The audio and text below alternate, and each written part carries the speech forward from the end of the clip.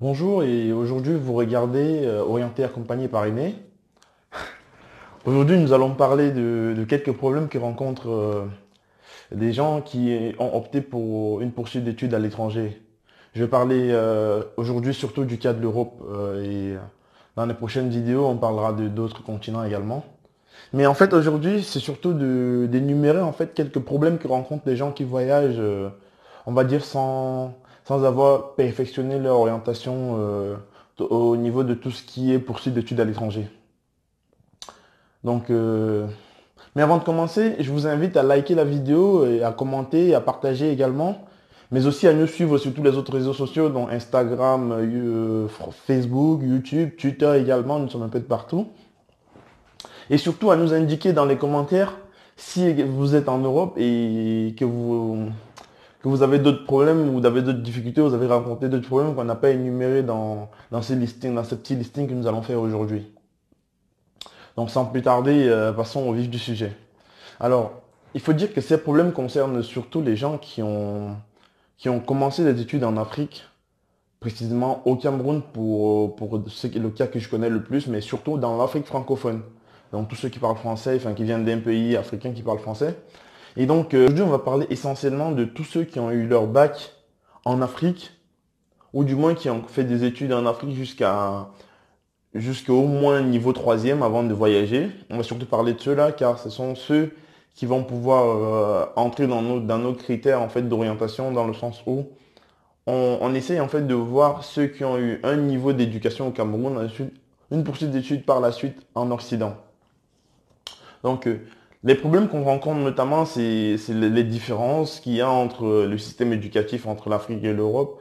Pour ceux qui voyagent sans être bien renseignés là-dessus, et je peux vous garantir que c'est très très difficile d'avoir accès à ces informations-là quand on est encore en Afrique. C'est très difficile. Parfois, on a presque, on n'y pense même pas parce qu'on se dit que oui, j'ai un bac, j'ai eu une bonne note au bac et ça suffit.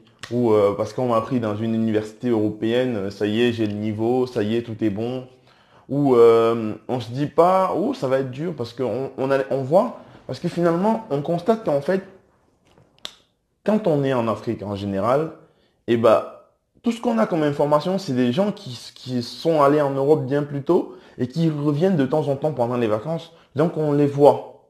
On voit qu'eux, ils ont réussi. On voit que tout se passe bien de leur côté. On voit que eux, ils reflètent une image qu'on aime, à laquelle on s'identifie, ou du moins on aimerait être. Donc on se dit forcément, si lui il est parti, il a réussi, pourquoi moi je ne pourrais pas? Mais sauf qu'on ne voit pas le côté caché, le côté immergé de l'iceberg. On ne le voit pas ça. Donc du coup, forcément on se dit, oui, moi aussi j'ai envie d'aller poursuivre mes études en Europe, et moi aussi j'ai envie de réussir. Donc on se focalise là-dessus, et on fait toute sa procédure là-dessus. Or, je connais plein de gens, mais vraiment de façon, j'ai envie de dire, incalculable, qui arrivent en Europe, qui se rendent compte que, ah, mais finalement, tiens, il y a des matières qu'on n'a jamais vues, qui rencontrent des problèmes de langue, qui rencontrent des problèmes d'adaptation sociale, qui rencontrent des problèmes de logement, qui rencontrent des problèmes d'intégration, qui rencontrent pêle-mêle de problèmes, qui s'en vont à faire des filières qui n'ont rien à voir avec ce qu'ils avaient prévu, parce qu'ils ne savaient pas, par exemple, qu'ils ne connaissaient pas exactement le contenu des filières, qui se retrouvent en train de faire des années et de reprendre encore des études, qui se retrouvent rétrogradés même en termes de niveau, parce que finalement, ici, en fonction de comment on est entré dans le système, en fonction de quel type de document on a dans sa poche finalement, on ne fait pas, on n'a pas forcément accès aux mêmes formations, ou du moins au même type de formation.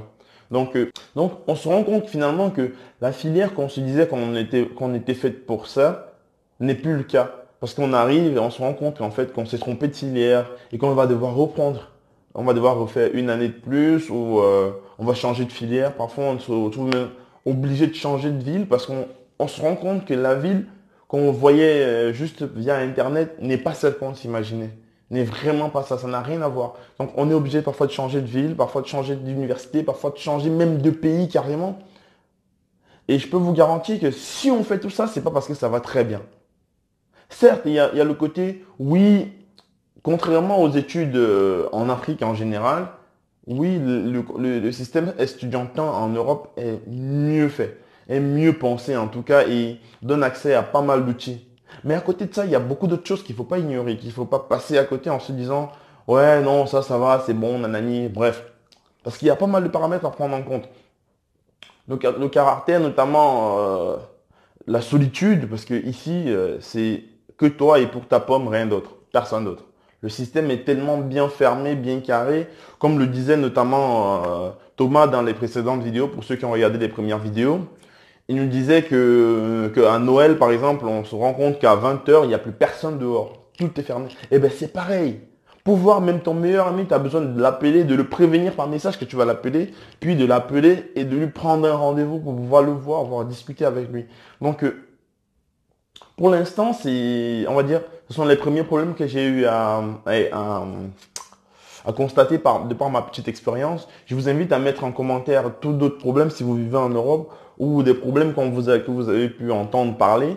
Et dans une prochaine vidéo, je viendrai avec quelques solutions, du moins pour pouvoir au moins amorcer cette différenciation-là. Parce que l'idéal, comme j'ai dit, pour ma chaîne, c'est de bien pouvoir aider ceux qui, un, sont en Afrique en général, parce que pour l'instant, ça commence sur le cas du Cameroun, mais ça évoluera dans tous les pays francophones d'Afrique. Donc, l'idée, c'est de répondre en premier à tous ceux qui sont en Afrique qui ont un problème d'orientation, c'est-à-dire qui ont un besoin de choisir leur filière, qui savent pas trop. Ceux mêmes-là, qui ne savent pas du tout quelle filière faire, qui ne savent pas quel métier est fait pour eux, et également ceux qui ont l'intention de faire une poursuite d'études à l'étranger. C'est vraiment de les accompagner totalement dans cela.